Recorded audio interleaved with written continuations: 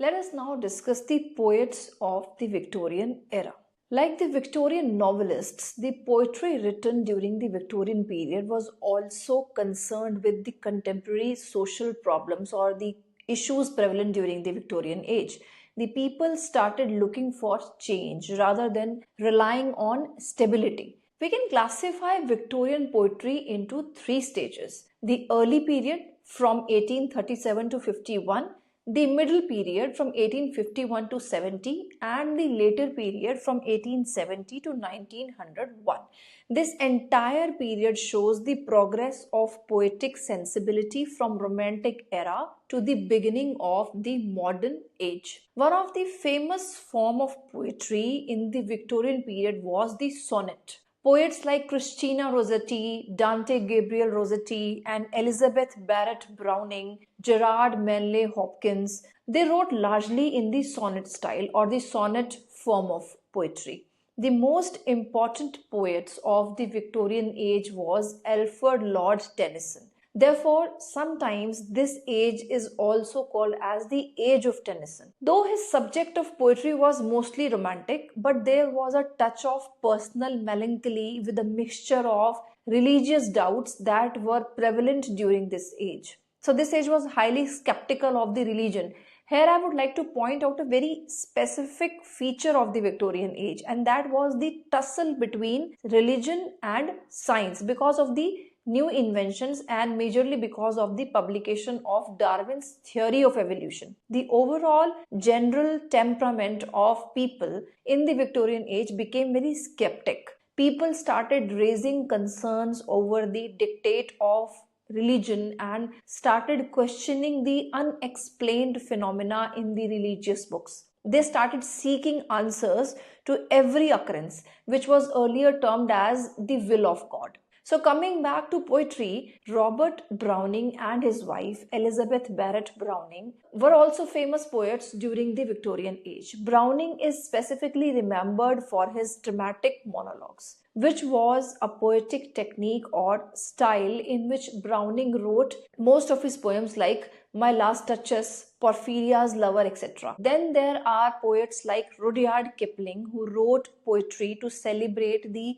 expansion of British Empire. This age also saw some of the famous religious poets like Christina Rossetti who wrote poems with Christian or religious themes. In the middle of the 19th century, there came a school of poets or a group of poets popularly known as the Pre-Raphaelites, which was a group of painters and poets both. Some of the famous painters and poets in this group were Dante Gabriel Rossetti, William Morris, Christina Rossetti, William Holman Hunt, John Everett Millais, Charles Swinburne, etc. It was a group founded in 1848. These group of poets and painters believed in the accurate and detailed representation of the natural world through their art, and their major emphasis was on the aesthetic pleasures and sensuality which they believed should be reflected through an art form,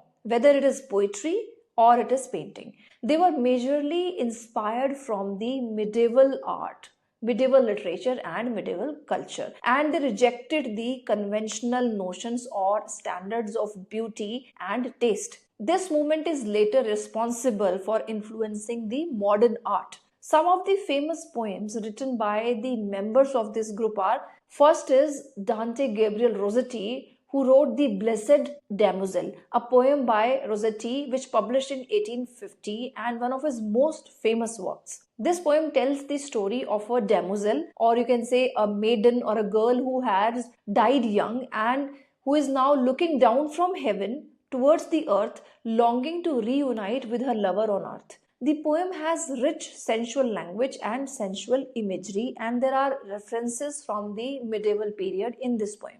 Then we have Christina Rossetti, who wrote a poem Goblin Market. The poem tells the story of two sisters, Laura and Lizzie, who met goblin fruit sellers. Goblin is a name given to an ugly spirit or a dwarf who is usually shown as mischievous and evil. Laura falls tempted to these goblins and eats the fruit given by them and becomes dizzy and in a state of despair after that. Lizzie rescues Laura, and through her selfless love for her sister, she is able to restore her sister's well-being. The poem reflects the themes of temptations and sin and the final redemption of the characters. We also see women falling prey to their sexual desires and pleasures that they seek from the outer world and then feel guilty about it. So, this is the basic story of this poem. So, in a way, this poem is didactic and moralizing in tone. It teaches the value of morality and virtue of a woman. All these poets and painters together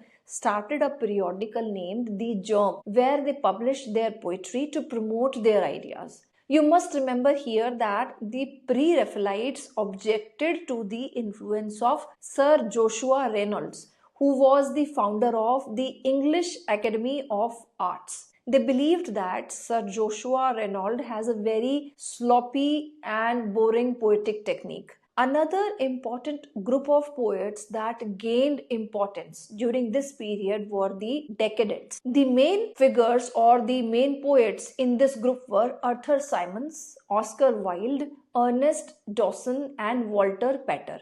This was also a literary and artistic movement that emerged in Europe, particularly in France and Britain, in the late 19th and early 20th centuries. The major principal features of this decadent movement were emphasis on beauty, sensuality, and pleasure through art and literature, a rejection of traditional values, thereby challenging the contemporary social norms that were prevalent in the Victorian age. The literary movement called aestheticism, which was popularized by this group, especially by Walter Pater, believed in art for art's sake, which means that art is valuable in itself, and any art, whether it is painting or literature, does not need moral justification. It has its own value.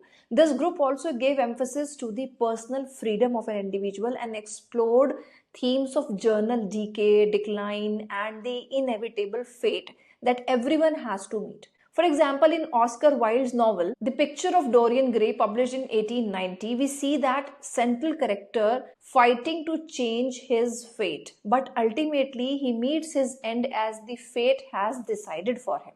So one cannot change their fate. That was the motive of this movement or this group. The novel tells the story of Dorian Gray, a young and beautiful man who becomes infatuated with his own image while posing for a portrait. This obsession of Dorian with his own image makes him attain this beauty forever. And when his portrait is finally made, he makes a very unusual wish that instead of him, his picture or his portrait that he has got made for himself should age or should grow in age, which means it is the picture which increases in age rather than Dorian, the actual person himself, because he never wanted to get old and wanted to remain as beautiful as he was now, and he wanted to be the same forever.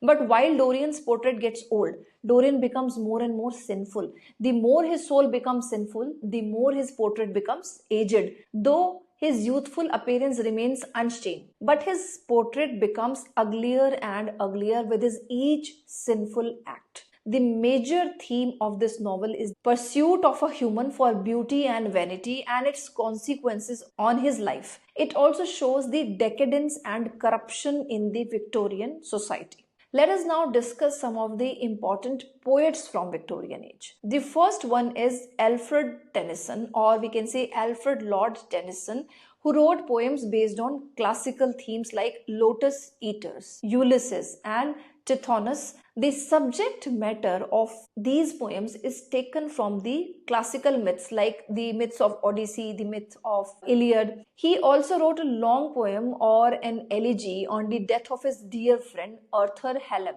who died in 1833. And the name of this poem, which he dedicated to Arthur Hallam, is In Memoriam. His other major works include The Princess, which is about the question of higher education of women. Other poems by Tennyson are Maud, Ideals of the King, and Enoch Arden. Tennyson also wrote 3 historical plays, namely Harold, Becket, and Queen Mary, all of which deal with the great crisis in the history of the English people. Next, we have another important poet from this era, and he was Robert Browning, who lived from 1812 to 1889. Browning's first published poem was autobiographical in nature, and the title was Pauline. So it was a autobiographical poem. Browning is particularly famous for writing in a very political style called dramatic monologue, which means that the speaker in the poem talks to someone who is listening, but the listener is never seen talking back or uttering even a single word. Some of his best poems in this poetic technique are My Last Duchess, Porphyria's Lover, Andrea del Sarto, etc. One of his longest poems is The Ring and the Book, which is based on an Italian murder case of the 16th century. So all his poems narrate some historical theory or story behind it. Next, we have Matthew Arnold. Arnold was a poet who was trained in the classical traditions and believed that the poetry should be impersonal, and the poet should choose his subject matter for the poem from the past. Some of his major narrative and dramatic poems are Sohrab and Rustam, which is based on Homer's model. His poems Empedocles on Etna, Dover Beach are some of his popular poems. Thyrsis is a poem written by Arnold which mourns the death of his friend Arthur Hugh Claw. And another poem, Rugby Chapel, is also an elegy which laments the death of his father. Now let us discuss some prose writings during the Victorian era. Besides the novels, the Victorian age also saw the growth in the non-fiction in the form of essays written by writers like Thomas Carlyle, who wrote on heroes and hero worship and the heroic in history, which was published in 1841. Then we have John Ruskin, who wrote the essay Unto the Last in 1860. And Matthew Arnold wrote essay Culture and Anarchy in 1869. So these are some of the famous essays or non-fiction prose writings during the Victorian era, which you must remember with the title and their authors. So that was all about the Victorian age. Next, we will move on to the modern age and the postmodern age in our next video. But before that, you must test your knowledge by attempting the quizzes provided at the end of each literary age. Thank you for watching this video. See you in the next video on the modern and postmodern.